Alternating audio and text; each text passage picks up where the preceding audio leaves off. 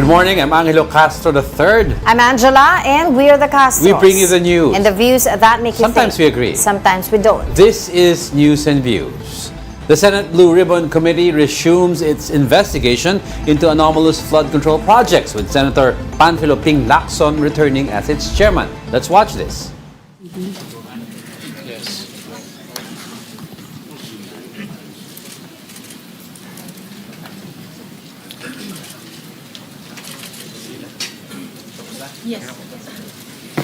Take your seats. Yeah. Before we proceed to the substantive discussions, the committee will deal first with some administrative matters. For the record, the members of the House of Representatives implicated by the disguised spouses, as well as Congressman Martin Romualdez and Congressman Eric Yap, cited by Mr. Orly Gutesa, were invited to attend this hearing. Incumbent congressmen were invited through a letter dated 12 November 2025 to Speaker Faustino Boji D. III of the House of Representatives.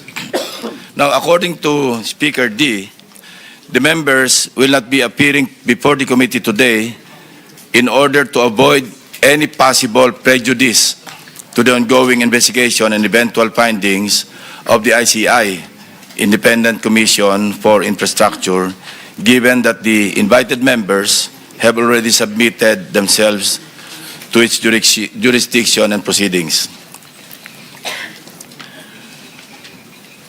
Mr. Saldico was similarly invited to appear before this committee. However, his lawyer, Attorney Rui Alberto Rondain, replied that Mr. Co is unable to attend, citing that he is still overseas due to medical reasons. Let me state clearly that this committee takes strong exception to the statement made by Attorney Rondain. Specifically, his apprehension, and I quote, "I'm apprehensive that any statement he," referring to Mr. Saldico, "may give before the committee will at best preempt any defense he may set up." Our invitation was directed to Mr. Co himself, not to his lawyer. Suffice it to say that Article 1, speaking of jurisdiction, Section 2 of the rules of the Blue Ribbon clearly states, and I quote, "The filing or pendency of any prosecution or criminal action shall not stop or abate any inquiry to carry out a legislative purpose." Several of the invitees were also sent their excuse letters. Number 1, Jonathan Quirante of Quirante Construction. Excuse, needs to attend to personal operations and project sites affected by Typhoon Tino and needs more time to organize documents. Number 2, Yumir Villanueva of Top Notch Catalyst Builders. Excuse, prior engagement. Number 3, Engineer RJ Dumasig. Excuse, scheduled appearance at the DOJ at 1 p.m. today. The following also sent excuse letters based on alleged medical reasons. Engineer Gerard Opulencia, Regional Director, DPWH NCR. District Engineer Manny Bulusan, District Engineer, South Manila District Engineering Office. Commissioner Mario Lipana. The committee also sought the assistance of the Bureau of Immigration to obtain available information on the following individuals: Mark Bakiran Bunagan, Alan Colesio, John Paul Estrada, Orly Regala Gutesa, and Mark Texay. In the response letter dated 30 November 2025, the Bureau informed the committee that there is no record of departure for Mr. Bunagan, Mr. Gutesa, and Mr. Texay. Meanwhile, Mr. Colesio is confirmed to be in the country, having returned from a brief trip abroad from October 18 to October 24, 2025. In the case of Mr. John Paul Estrada, the reported aide of Mr. Saldico, the BI reported that he left the country on September 2, 2025, bound for Hong Kong, and has not returned to the Philippines to date. We're now coordinating with the Philippine Center for Transnational Crime, PCTC, to coordinate with Interpol to track the movement or movements of Mr. John Paul Estrada, as well as other personalities who are now abroad, whose attendance will be needed by this committee. Lastly, this representation received a copy of an order dated October 24, 2025, penned by Carolina or Judge Carolina C. Ecasiano Season, Executive Judge of the Manila Regional Trial Court, in relation to the investigation conducted by her office on the authenticity of the notarization of the Sinumpang Salaysay executed by Mr. Orly Gutesa, allegedly notarized by Attorney Pechi Rose or G. Espera. For the record, the committee notes that the notarial monthly report submitted by Attorney Espera covers notarized documents recorded under Notarial Book Number 3, specifically Book Number 3, Document Number 41 to 173, pages 10 to 36, period September 11 to 30, 2025. It is further noted that these details differ from those appearing in the Sinumpang Salaysay of Mr. Gutesa, which, on the other hand, indicates the following particulars. Book number 255, page number 51, or document number, 255, page number 51, book number 8, series of 2005. Furthermore, the order issued by Executive Judge Ecasiano Season looked into consideration the report prepared by Mr. Antonio Magbuhos, Executive Officer of the Forensic and Scientific Service, Question Document Division of the NBI. After conducting a comparative examination of the specimen signatures, the NBI concluded that the questioned signature and the standard specimen signatures of Attorney Espera were not written by one and the same person. Since it was found that Attorney Espera has not notarized the Sinumpang Salaysay, her notarial details, including her signature, contained in the said document is falsified. As such, the order declared that there was no sufficient basis to hold Attorney Espera administratively liable in connection with the notarization of the Sinumpang Salaysay. With that said, let us start.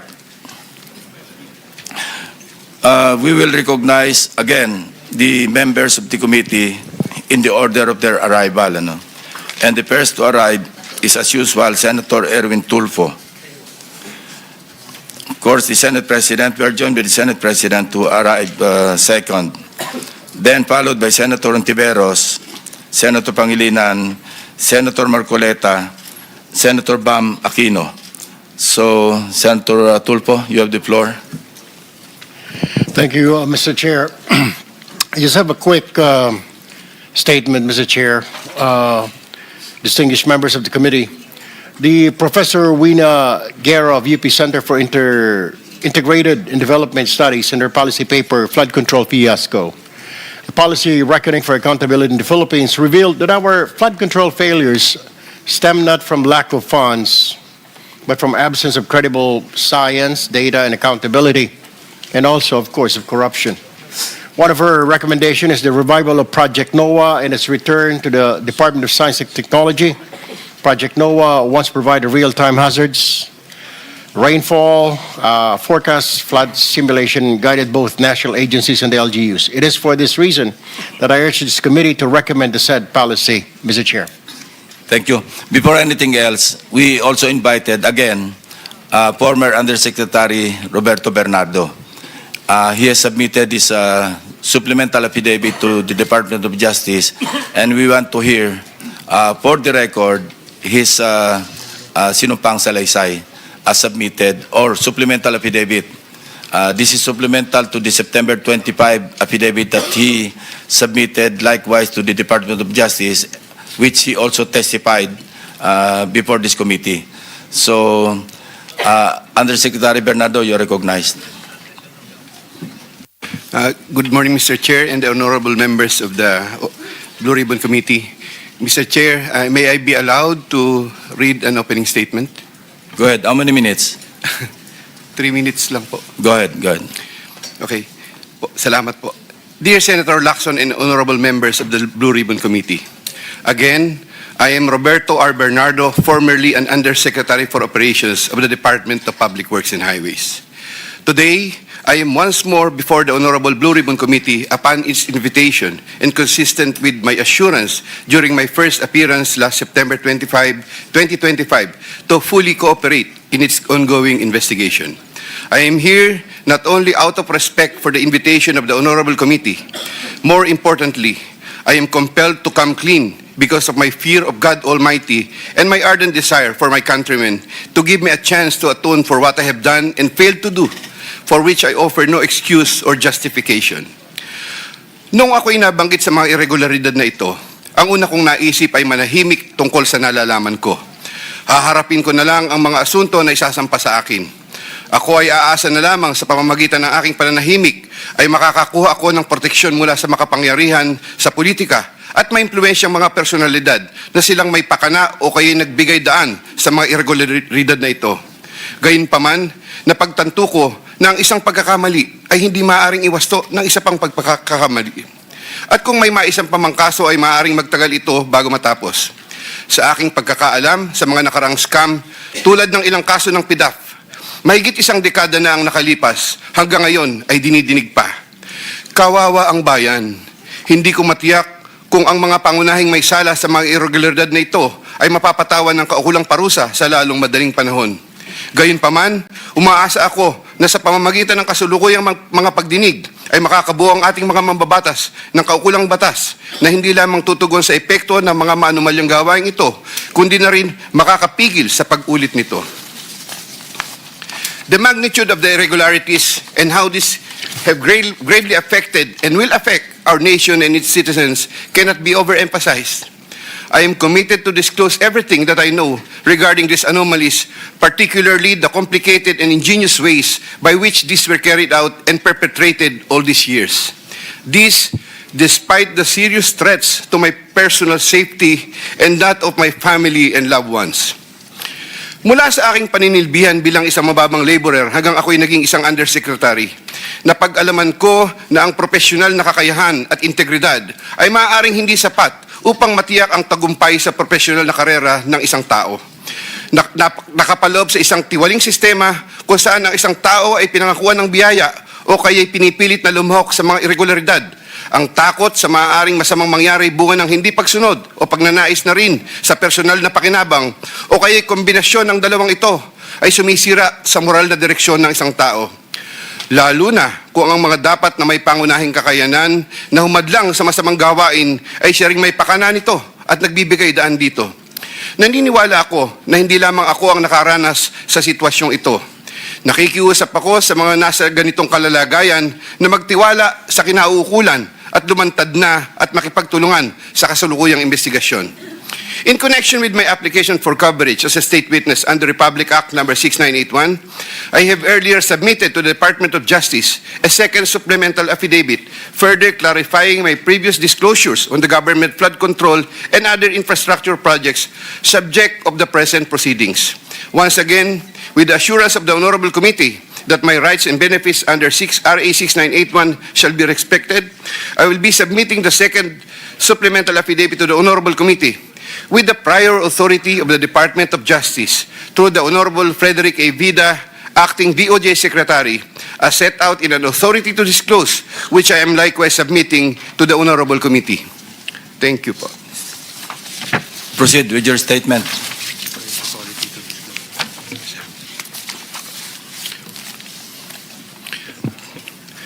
Second supplemental affidavit. I, Roberto R. Bernardo, Filipino, of legal age and a resident of Manolo City, Bulacan, under oath, hereby depose and state. I am submitting this second supplemental affidavit consisted with my desire to set forth my knowledge about the irregularities in government flood control and other infrastructure projects, as well as to obtain peace of mind and preserve the truth. Among other factors, the contents of this second supplemental affidavit had to be violated by me by making reference to an assortment of personal notes and records, deep thinking, as well as confirming with persons certain details regarding the time, place, manner, and circumstances under which the events narrated hereunder occurred. Moreover, owing to the passage of time and the fact that I am no longer part of the DPWH following my retirement in August 2025, the process of collecting facts and details said progress is slower than expected, contributing to the delay in the submission of this second supplemental affidavit. Also, I would like to make clear that while the facts narrated below are based on my direct personal knowledge and fortified by official DPWH records, the kickback scheme pertaining to the collection and handoff of the commitments to the relevant public officers occur practically without any paper trail.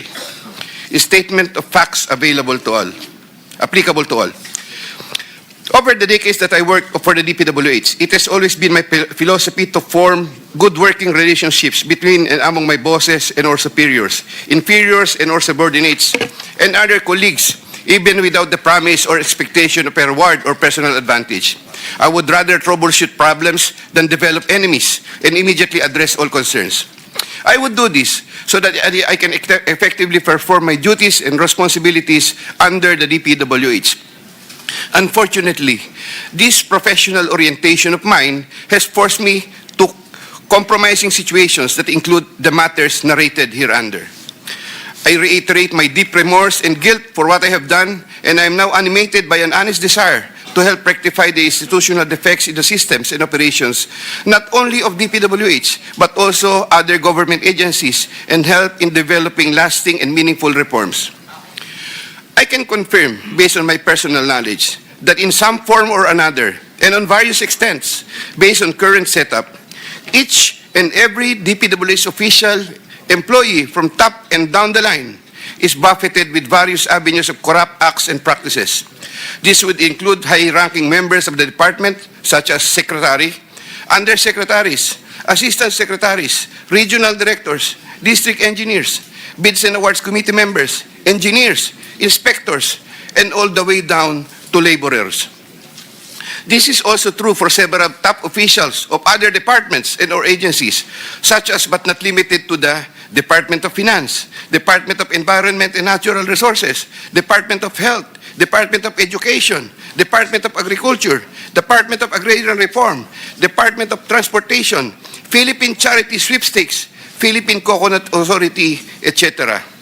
Moreover, I can confirm, based on my personal knowledge, that in some form or another, and on various extents, most proponents have their own designated contractors who will take on the projects for the former's benefit and advantage. Sometimes, other proponents would request me to suggest contractors for them who are known to me or referred to me by friends and other personalities.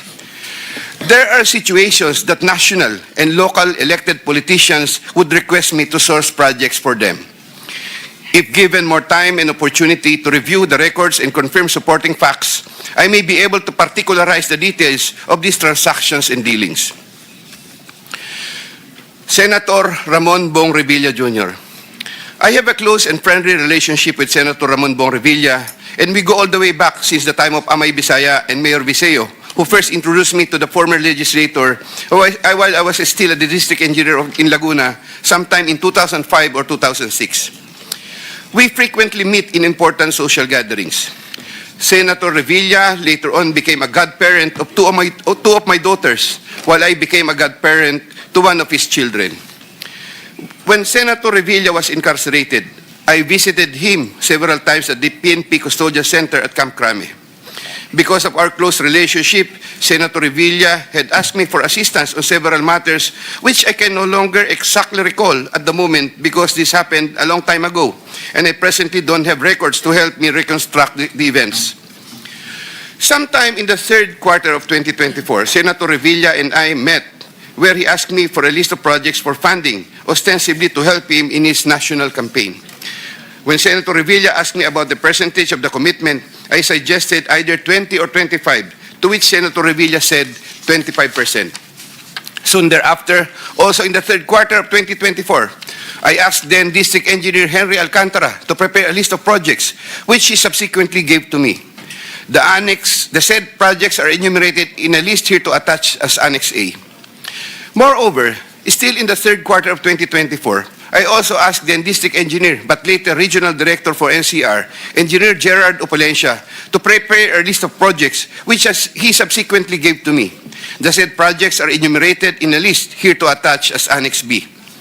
I had the list of projects totaling 1.5 billion submitted by Engineer Henry and Engineer Gerard, consolidated in one sheet of paper, and gave the same to Senator Revilla in the third quarter of 2024. With respect to the projects under the NEP and HGAB, I followed this up with Secretary Manny Bonoan upon request of Senator Revilla, who would also follow this up with Yusek Cathy Cabral. The White House compound is the ancestral home of the Revillas with the large Blue Gate entrance at the time. Sometime in the last quarter of 2024, Engineer Alcantara collected the 25% commitment of about 125 million and informed me that the same was ready for turnover through Engineer Gerard Opulencia. Engineer Gerard Opulencia told me that the 25% commitment was already loaded in my vehicle. After receipt of the 25% commitment, which were packed in 6 cardboard boxes, each containing at least 20 million, and 1 paper bag containing 5 million, I called up Senator Revilla to inform him the same is ready to be turned over to him. Sometime December 2024, probably the Monday after my receipt of the commitment, my driver and I went to the residence of Senator Revilla. Upon reaching the area, I tried calling Senator Revilla, but he was not answering my call, so I waited.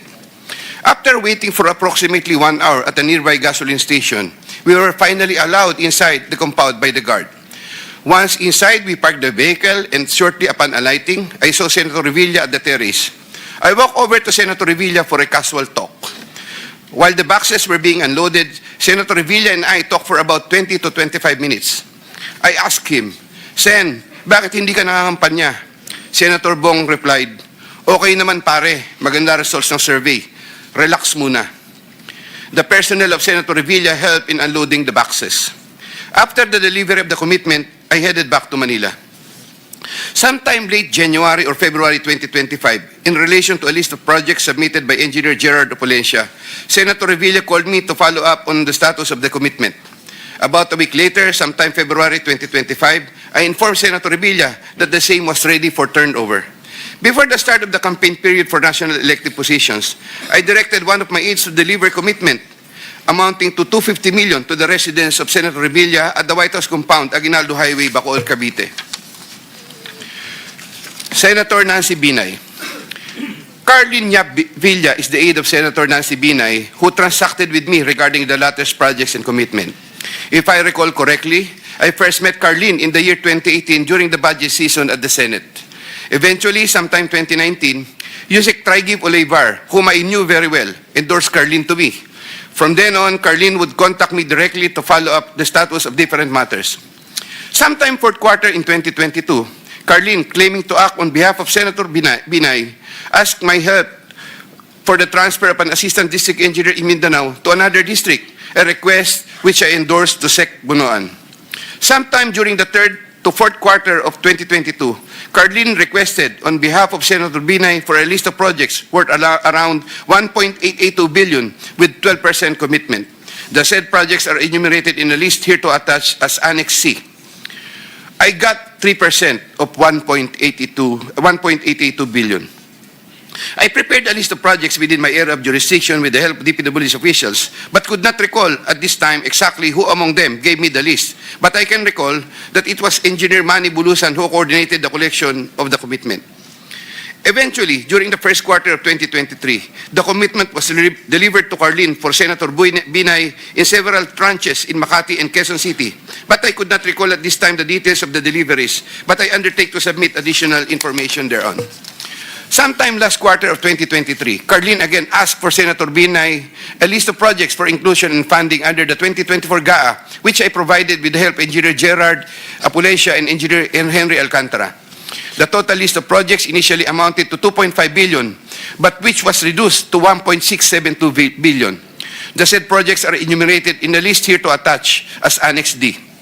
Apparently, some individual or group offered Senator Binay a higher amount of commitment of 15% instead of the previous 12%, with the promise that the commitment would be released much earlier. Yusek Trigiv learned about the plan to transact with this individual or group, and I was informed by Yusek Trigiv that he confronted Carlin and said to her, "Bakit nyo binabawasan ng kay Robert? Siya din naman ang nilalapitan ng mga yan pagka nagkakaproblema."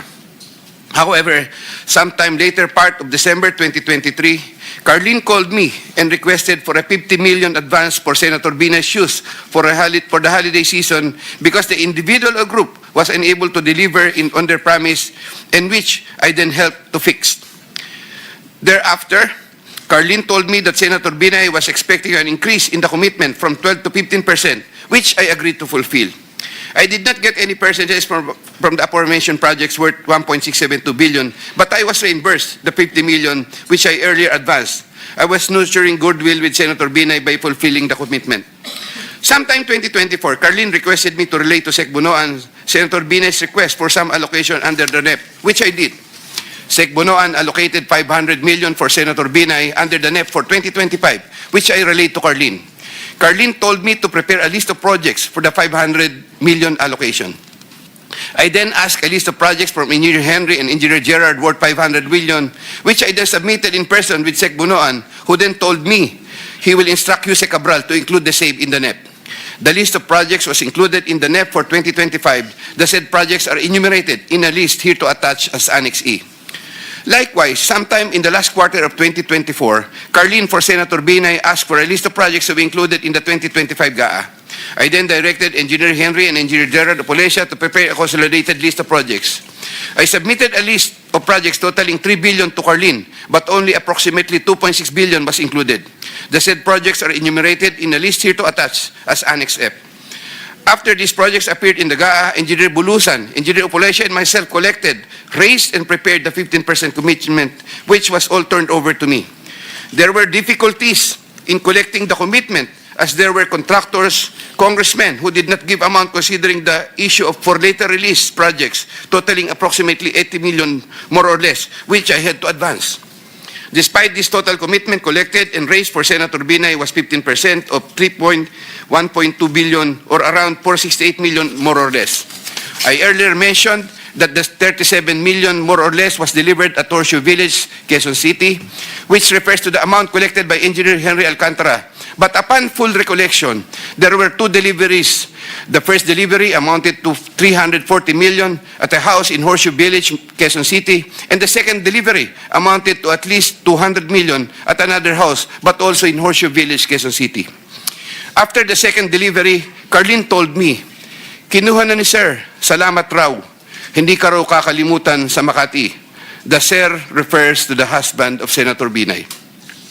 I did not get any percentage from the projects worth 3,120 million for NEP and GAA for Senator Binay. Senator Chis Escudero and Maynard Ngu.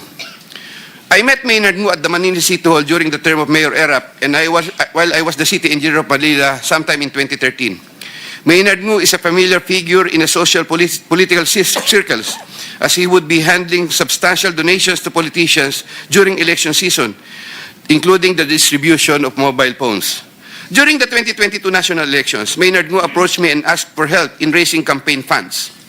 I and other DPWH officials assisted Maynard Ngu in raising campaign funds. These frequent interactions with Maynard Ngu at the court helped me in building our mutual trust with each other, especially in favor of Senator Escudero, whose interest Maynard Ngu was actively promoting. Maynard Ngu was appointed Special Envoy to China for Trade, Investments, and Tourism in 2023. When Senator Chis Escudero became Senate President in 2024, Maynard Ngu approached me and asked for a list of projects for Senator Chis Escudero. Thereafter, sometime November 2024, I asked Engineer Opolencia to prepare a list of projects for Senator Chis Escudero following my conversation with Maynard Ngu. Thereafter, Engineer Opolencia submitted to me a list of projects for funding. The said projects are enumerated in a list here to attach as Annex G. For the projects located in Valenzuela, Engineer Opolesia, through District Engineer Ruel Umali, collected the money for the commitment for Senator Chis Escudero. He delivered the commitment at Diamond Hotel. We saw each other at the Diamond Hotel, and Engineer Opolesia told me, nasa inyo na po, boss. When I asked my driver to confirm, the driver told me, nasa akin na po, okay na po.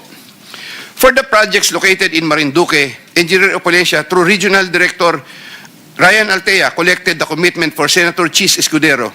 He delivered to me the commitment at Diamond Hotel. Engineer Opolesia called me and said, "May papadala ako sa inyo ngayon. Sa iyo ngayon, dadali na lang po sa Diamond." Later, the driver told me, "Nasa akin na po, okay na po." Following a deeper recollection of the facts and checking with public records, I can now confirm that in addition to the Valenzuela and Marinduque projects, Engineer Opolencia also provided the list of projects for Oriental Mindoro and Quezon City. The complete list of projects for Senator Chis Escudero is worth 1.4 billion with 20% commitment. The said projects are enumerated in a list here to attach as Annex H. Sometime early 2025, I made the first delivery of 160 million for Senator Chis Escudero at the Cherry Mobile Building at Maynard Ngu in Apacible Street, Manila. Thereafter, early 2025, I made the second delivery of 120 million for Senator Chis Escudero, also at the Cherry Mobile Building of Maynard Ngu. Senator Jinggoy Estrada. I have known Senator Jinggoy Ejercito Estrada since I met Senator Jinggoy Estrada through the social circles of Senator Bong Revilla. We usually had encounters during social gatherings of people in the movie industry. We developed a close relationship. Sometime in 2010, when I was Assistant Regional Director of DPW's Region 4A, Senator Jinggoy was backing me to become a Regional Director. When I failed to become a Regional Director, I applied for the position of City Engineer, and Senator Jinggoy was one of those who recommended me. When he was incarcerated, I would visit him, but sometimes together with then City Mayor Joseph Erap Estrada. Sometime in 2023, Senator Jinggoy requested Secretary Bonoan through me for projects worth 500 million. Secretary Bonoan agreed to give 450 million for the DPW's NCR building, which Yuse Cabral included in the NEP for 2024 with an 18% commitment for Senator Jinggoy. Senator Jinggoy called me sometime in the third quarter of 2024 and asked me to request the amount of 1 billion from Sec Bonoan. Senator Jinggoy said, "Tulungan mo na lang ako dyan kasi marami pa akong tutulungan sa eleksyon." I replied, "Okay na ba ang 25% Sen?"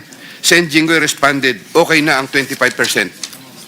I relayed to Sec Bonoan the request of Sen Jinggoy.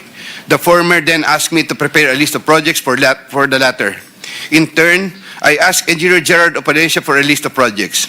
When Engineer Opolencia gave me the list, I gave it to Secretary Bonoan, who told me that he will give the same to Yuse Cabral and that the latter will take care of it. At the moment, I cannot locate the list or a copy thereof. Later on, I saw that some of these projects totaling 500 million and included in the list I gave to Sec Bonoan were listed in the NEP for that year. These projects, as appearing in the NEP, are enumerated in a list here to attach as Annex I hereof. Thereafter, Senator Jinggoy called me and asked me what happened to the difference of 500 million. I relayed this to Sec Bonoan. The latter replied that he will prioritize the matter as soon as there is available funding. Subsequently, I found out that the projects totaling 200 million were included in the SGAB for 2025. These projects, as appearing in the SGAB, are listed Annex J hereof. However, Senator Jinggoy called me again for the difference of 300 million to complete the 1 billion project value that was requested. During the BICAM, projects worth 750 million were again included in the projects to eventually form part of the 2025 GAA. The said projects are enumerated in a list here to attach as Annex K. The total budget for the projects which appeared in the 2025 GAA is approximately 1.45 billion, more or less. After Engineer Opolencia collected the 25% commitment, approximately 360 million, and delivered the same to Diamond Hotel in Manila. Thereafter, I tasked my driver to deliver the boxes to Sen Jinggoy at the Archaga building in San Juan City. Senator Jinggoy personally confirmed to me his receipt of the commitment and thanked me for the same. During the 2024 budget hearing for 2025 GAA, Engineer Alcantara informed me that Senator Jinggoy gave him funding amounting to 355 million for Bulacan First DEO and 500 million from other districts in Bulacan and requested that he, Engineer Alcantara, prepare lists of projects. The said projects are enumerated in a list here to attach as annexes L and L-1 respectively. Later on, sometime in the first quarter of 2025, Senator Jinggoy asked me to get the 25% commitment for the aforesaid list of projects from Engineer Alcantara. Engineer Alcantara then delivered to me the 25% commitment, approximately 213 million, which I delivered to Senator Jinggoy at the Archaga building in San Juan City. Senator Grace Poe. Sometime third quarter of 2024, J.Y. De La Rosa, a staff of Senator Grace Poe, requested Sec Bonoan, through me, if Senator Grace Poe can be accommodated in the DPW's NEP.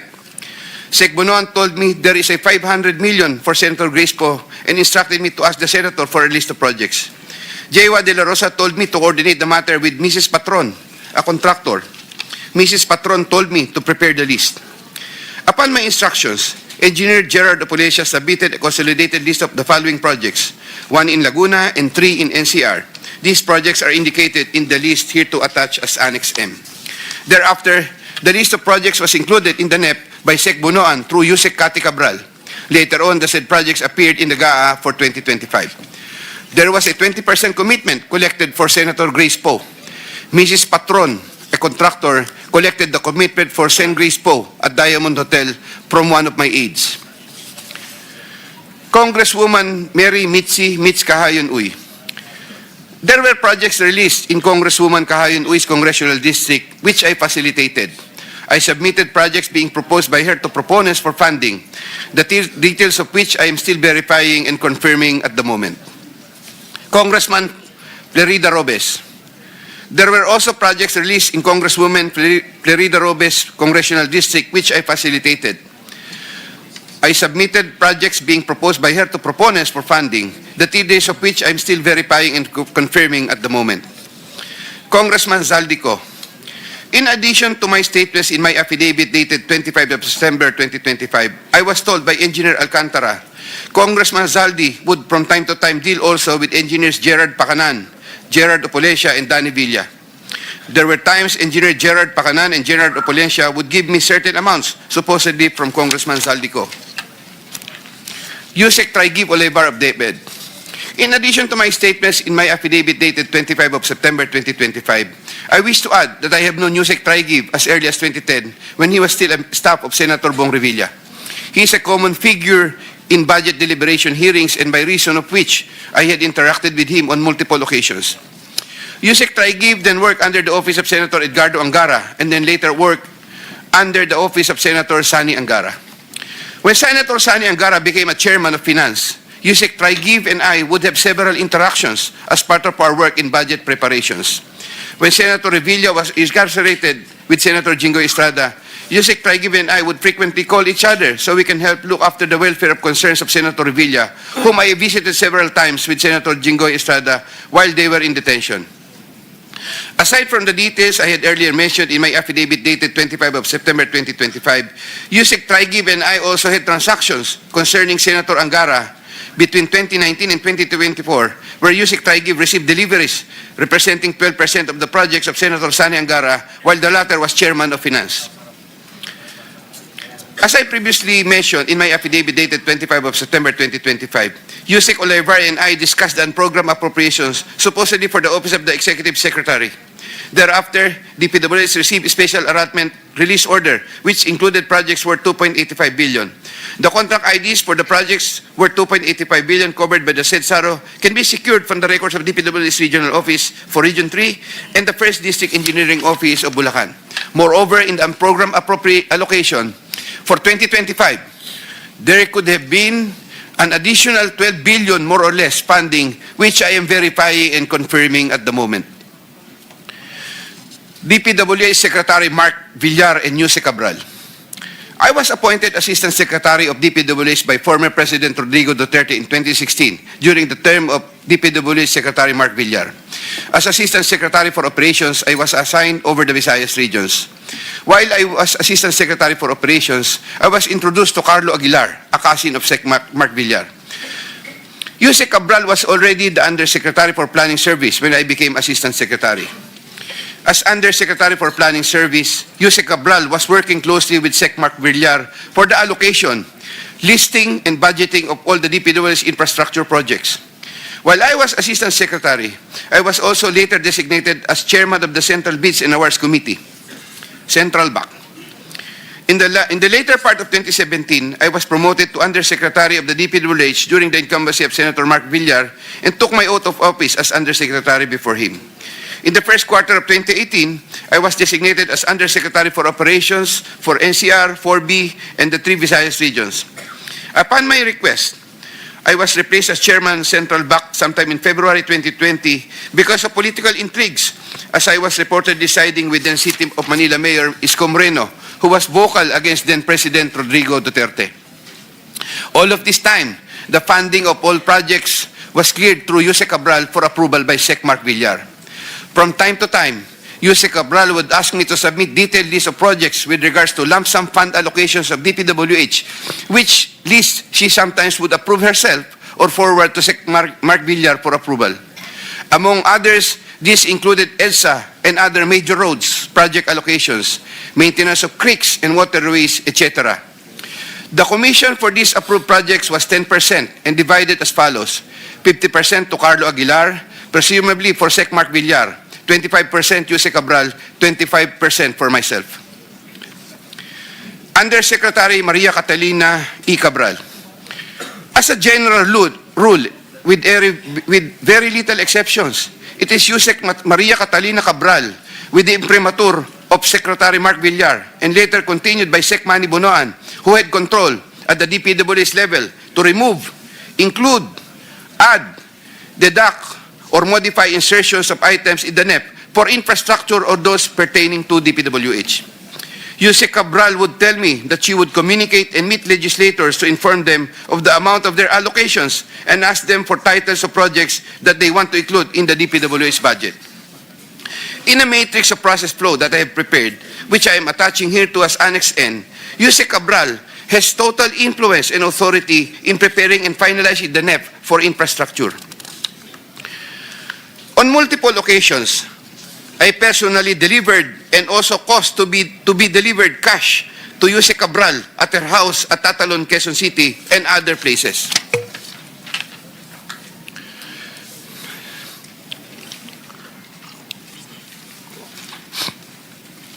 DPWH Secretary Manuel Bonoan. DPWH Secretary Manuel Bonoan is a long-time DPWH official who has held top positions through different administrations.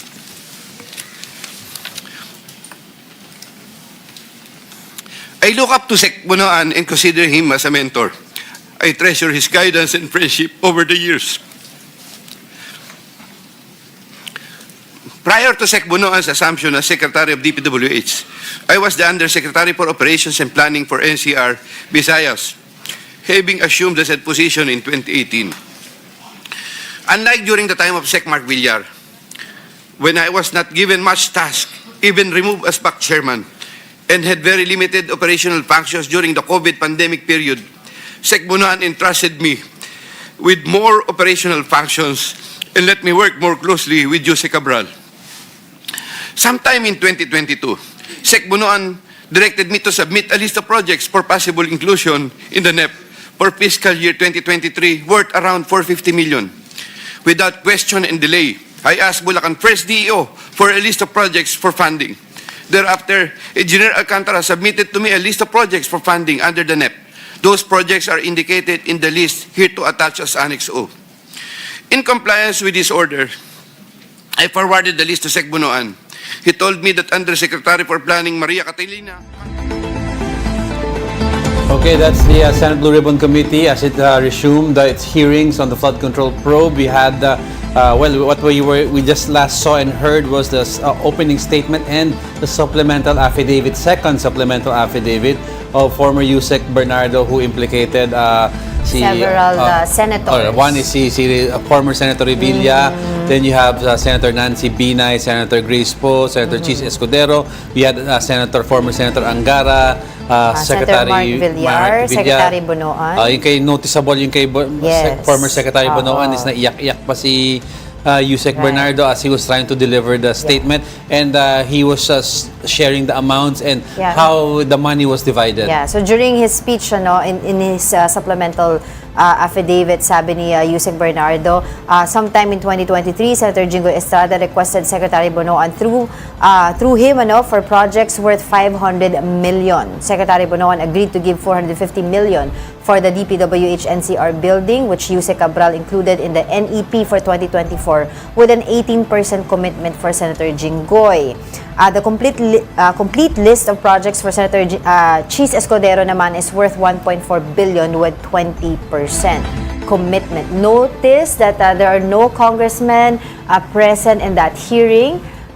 kasi nagkaroon nga ng sulat mula kay House Speaker Boji D, no, saying na itong mga congressman na ito ay hindi nga makakapunta because they've already submitted themselves to the ICI investigation. And they said participating in the Senate inquiry on the same subject could potentially prejudice the findings in the ICI. And then Senator Ping Lacson cited several rules of yung that in aid of legislation hindi pwedeng i-deny yung request ng Senado. That is still ongoing right now, but we'll be back with more stories after the break. Keep it here on One News.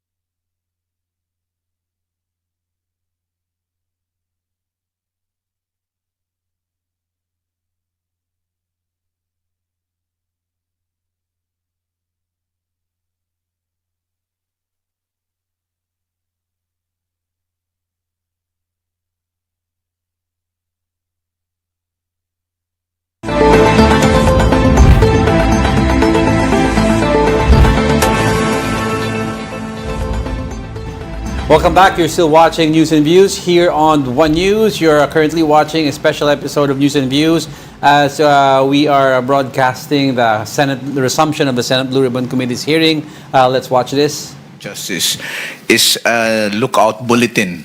A lookout bulletin operates only to check on the records of the passenger who would want to leave, but it would not prevent them from being able to leave the country. There is no legal impediment for them to leave because it would be violative of their constitutional right. However, if I may be bold enough to suggest, Mr. Chair, in answer to the question of the good senator, yes, there are investigations which are being undertaken at this time, and while I understand that cancellation of passports can only be done if, for example, there are cases which are already filed, and this can only be done through the courts. I believe that representations can probably be made by the investigating bodies with the executive branch, that would be the Department of Foreign Affairs, to possibly hold or possibly cancel passports of those who are undertaking or undergoing investigations, Mr. Chair. Linawin ko lang, Mr. Chair, parang pwede lang yatang kanselahin ang mga passports ng mga ito kapag sila po'y nakasuhan na. Pero what I'm talking about, yung hindi pa po nakakasuhan. Kasi it is not enough yung lookout bulletin. Wala naman hong saysay yun eh. Kahit na nandoon siya sa lookout bulletin, pwede niya sabihin, wala pa naman ho akong kaso. The only way to stop that person is kung may hold departure order, which we know kung may kaso na. So, ano hong pwede bukod dyan na sinasabi sa lookout bulletin? Are you suggesting na the DFA kanselahin ang passport? But can we do that? Wala pa naman po silang kaso and it will violate their constitutional rights. I understand, Mr. Chair, if I may, sir, answer the question. I agree with you totally that there is no basis to cancel the passports up until the time that there are cases which are filed as against them and there are representations or there's an order issued by the court allowing for the cancellation. But the question earlier was with respect to what can be done at this time while there are no cases which have been filed. The only solution that I can find for this particular predicament, Mr. Chair, is for us to fast-track the filing of the cases or for cases to be fast-tracked so far as investigations are concerned before the Office of the Secretary of Justice and before the Office of the Ombudsman. And then and only then, once these cases are filed in court and warrants are issued, can we move for the cancellation of the passports. In the meantime, the suggestion that I made earlier was just a suggestion, Mr. Chair, if only to address the concern of what can be done in the meantime while there are no cases yet which are filed in court. Kailan po kayo magpa-file ng mga kaso? Kailan po natin makikita na ang DOJ ay magsasampa na po ng kaso? Cases are already being investigated right now, Mr. Chair. There are 5 cases for flood control projects, ghost projects, which are undergoing preliminary investigation at the moment. There are several cases also which are undergoing evaluation by the Department of Justice. I believe there are also cases which are also pending before the Office of the Ombudsman, Mr. Chair. We expect to terminate the preliminary investigation of the first 5 cases probably within the first week of December or by the middle of December, sir. To know kung ito po mga cases that will be filed by the DOJ ay mga officials lang po ito ng DPWH, former officials and contractors. Meron po bang kasamang mga politiko na rito? As of this time, Mr. Chair, as far as the first 5 cases which are undergoing investigation, it involves only officials of the DPWH, particularly those in District 1 in Bulacan, sir. All right. My next question is, Mr. Chair, alam kong sinusundan nyo rin po at ano na ho nangyari? I don't know if you can answer this, Attorney Fadulyon, kayo po sa DOJ. Nasaan na po yung ating witness na si Ginoong Guteza? Because yung kanya pong testimony ay napakalaki po. Lahat po tayo nagimbal dito. So we want to find out, is he okay? Where is he at? Is he still alive? Is he dead? Ano ho nangyari? Mr. Chair, Department of Justice would not be in any position to ascertain the whereabouts of Mr. Gutesa. As far as we know, he did testify here in the Senate Blue Ribbon Committee, but the Department of Justice never had any interaction with him after that particular testimony. There was no representation made as to his interest in being covered by the program or being granted any protection. And we know for a fact that the intervention by the Witness Protection Program is something which is done voluntarily by the one who is making the application. Inasmuch as there was no application made, we have not had, since the time of his testimony here before the Senate Blue Ribbon Committee, any interaction with Mr. Gutesa. So we would not be in a position to say where he is right now or what his condition is, sir. Mr. Chair, may I ask the Secretariat if we sent out ikanga subpoena or invitation to Mr. Gutesa? Because I'm concerned po. I mean, he made a lot of revelations here during the last meeting when he was here. So we want to find out at gusto ho natin siyang tanungin, where did you get all this information? Pero tila wala ho siya. Now, did we invite him? Yes, Mr. Vice Chairman. We sent an invitation to his known address, no? Nakalagay sa kanyang driver's license sa Taguig. Pero even when the investigation was conducted by the executive judge, wala na po siya doon sa kanyang last known address. So what we did in the Blue Ribbon Committee, we sought the assistance of the Honorable Marcoleta kung sakaling meron siyang contact o may sa darating na panahon magkakaroon siya ng contact ay tulungan niya tayo na malocate at para makapag-testify na muli si Technical Sergeant Gutesa. So ang sagot po ni Honorable Marcoleta, wala rin po siyang contact kay Orly Gutesa. Isa pang katanungan dyan, Mr. Chair, at nagtatanong po yung mga kababayan ho natin, ano po ang mangyayari ngayon sa kanyang salaysay? Are we going to submit it? Dahil kung tayo po ay mag-wind down na dito po sa ating investigation, are we going to submit it to ICI, Mr. Chair? The sinumpang salaysay remains valid as far as the Blue Ribbon Committee is concerned. Nagkaroon lang naman siya ng problema doon sa kanyang pagkanotaryo.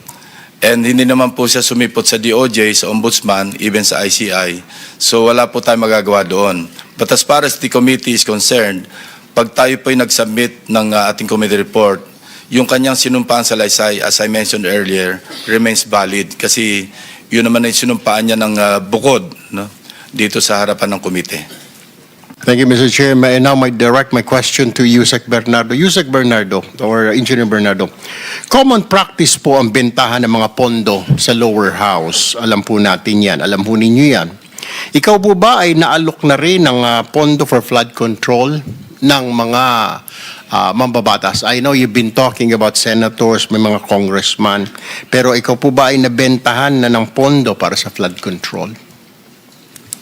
Mr. Chair, as far as I can recall, I cannot remember any time na bentahan po ako niyan sapagkat I think the legislators in the lower house have their own way of dealing with projects, especially to the district engineers and contractors.